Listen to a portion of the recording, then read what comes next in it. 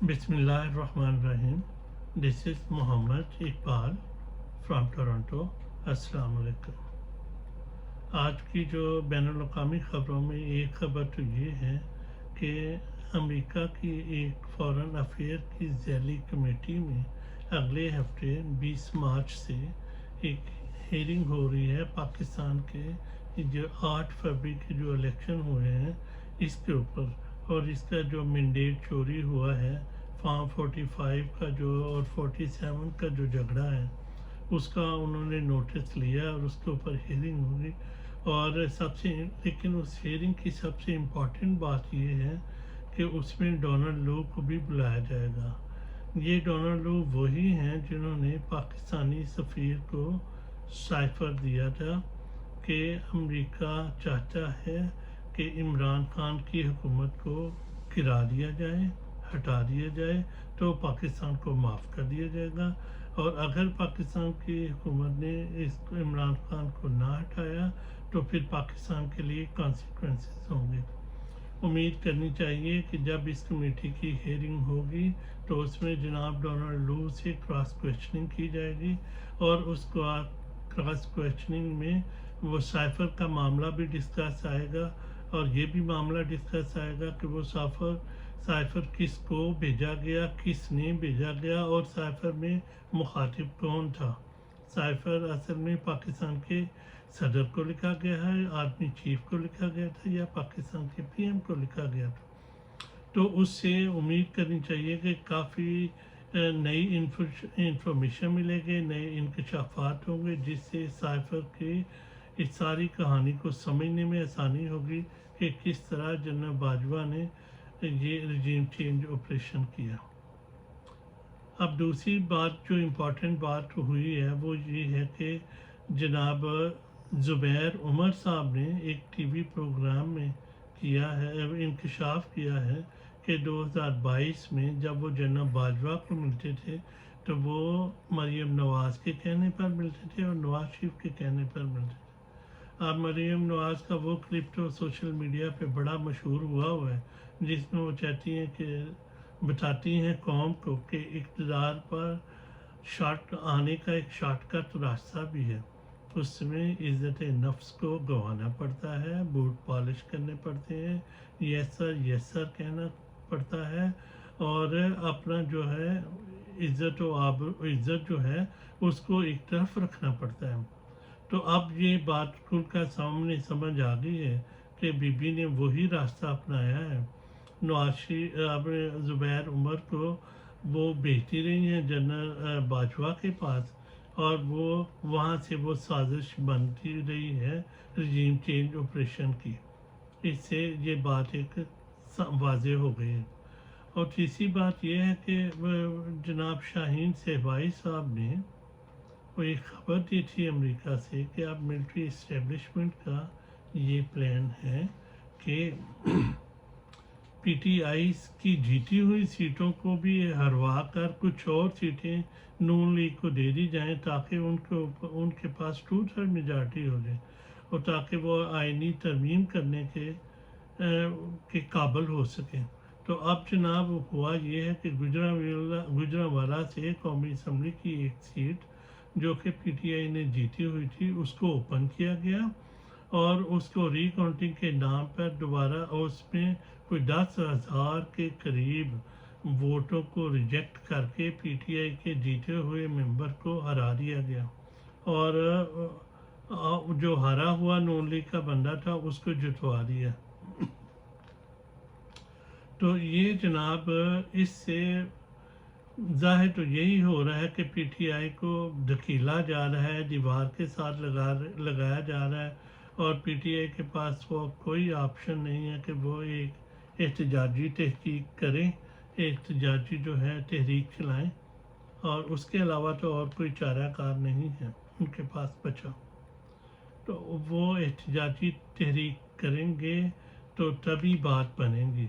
वो जो स्पीकर कौमी असम्बली के साबिक स्पीकर हैं उन्होंने भी कह दिया कि हमें दीवार के साथ ना लगाया जाए, और जो अली अमीन गंडापुर साहब हैं वो भी जो जिस तरह कह रहे हैं कि ہم احتساب کریں گے ان لوگوں کا جنہوں نے ظلم کیے تھے کے پی کے میں، جب لوگ احتجاج کرتے تھے پی ٹی آئی کے، تو ان کے خلاف غلط مقدمے بنائے گئے تھے. تو اس سے بظاہر لگتا ہے کہ حالات جو ہیں پاکستان کے انارکی کی طرف جا رہے ہیں، اور پی ٹی آئی کو اگر سروائیو کرنا ہے تو اسے بھی احتجاجی کال دینی پڑے گی، جو کہ انہوں نے 23 مئی کو جلسے کا اعلان کر دیا ہے. اور اس پہ وہ جلسے کا وینیو بعد میں اعلان کریں گے. اگر پی ٹی آئی نے احتجاجی کال نہ دی، مزاحمتی سیاست نہ کی، تو آہستہ آہستہ پی ٹی آئی کو یہ سمجھا جائے گا کہ وہ موو آن پہ ہو گئی ہے. انہوں نے یہ سب کچھ جو بھی ظلم ہوا ہے، جو یہ فارم 47 پہ حکومت قائم کر دی گئی ہے، اس کو انہوں نے ایکسیپٹ کر لیا ہے. اور پھر وہ آہستہ آہستہ ایک سٹیپ آگے بڑھ کر پی ٹی آئی سے وہ سیٹیں بھی جیت لیں گے اور اس کو نیچے لگا لیں گے، اور شاید عمران خان بھی کبھی پھر جیل سے باہر نہ آ سکے.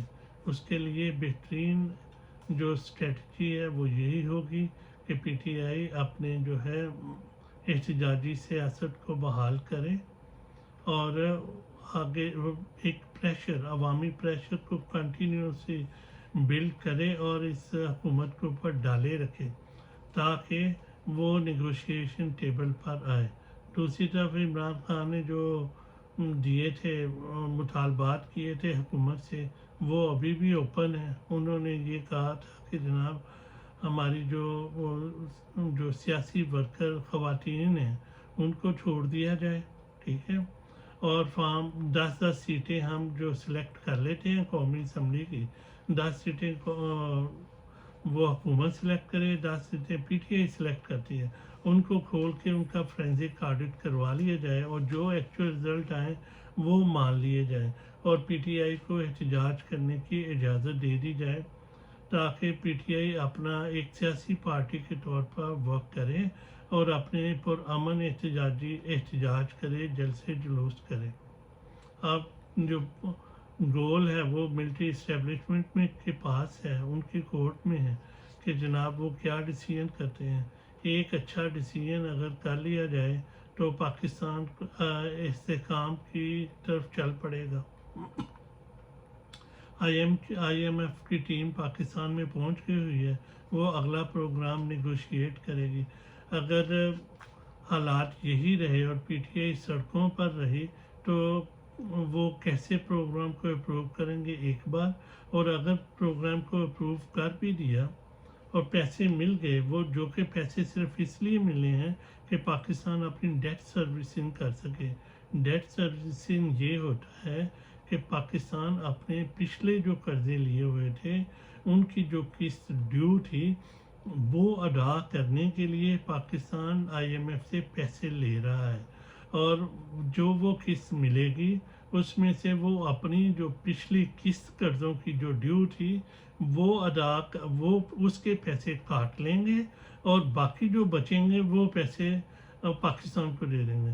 اور پاکستان کو جو باقی پیسے ملیں گے وہ پیسے ہمارے جو ہیں یہ جو بیوروکریٹ ہیں، ملٹری اسٹیبلشمنٹ کے لوگ ہیں، انہوں نے پہلے کوئی پروجیکٹ تیار کر کے رکھے ہوئے ہیں، ان میں وہ پیسے لگا دیں گے، اور وہ سارے اللہ خیر صلاح عیاشیوں میں پیسہ لگ جائے گا، لیکن پاکستان کی عوام پر ایک اور نیا قرض چڑھ جائے گا. تو عمران خان جو جیل میں بیٹھا ہوا ہے وہ پاکستان کی عوام کی جنگ لڑ رہا ہے، ہماری جنگ لڑ رہا ہے. پہلے ہمیں یہ پرابلم ہوتی تھی کہ ہمیں لیڈرشپ کا فقدان تھا، لیڈرشپ نہیں تھی. اب عمران خان نے لیڈرشپ دے دی ہے، اب عوام کا کام ہے کہ وہ باہر نکلیں، احتجاج کریں اور معاملات کو اپنے کنٹرول میں لیں. پی ٹی آئی سرٹن کام ایک لمیٹڈ دائرے میں کام کر سکتی ہے کیونکہ وہ ایک سیاسی جماعت ہے، اس نے پاکستان کے آئین کے اندر رہتے ہوئے کام کرنا ہے، جبکہ عوام کو اس کی کوئی پرواہ نہیں ہوتی. عوام اپنا احتجاج کر سکتے ہیں، عوام اپنا دھرنا دے سکتے ہیں جی ایچ کیو کے سامنے، جی ایچ کیو کا گھیراؤ کر سکتے ہیں کہ عمران خان کو رہا کریں اور فارم 45 کے مطابق الیکشن کے رزلٹ کو بحال کریں. لیکن پی ٹی آئی آفیشلی ایسا نہیں کر سکتی کانسٹیٹیوشن میں رہتے ہوئے. عوام کو یہ معاملات اپنے ہاتھ میں لینے ہوں گے.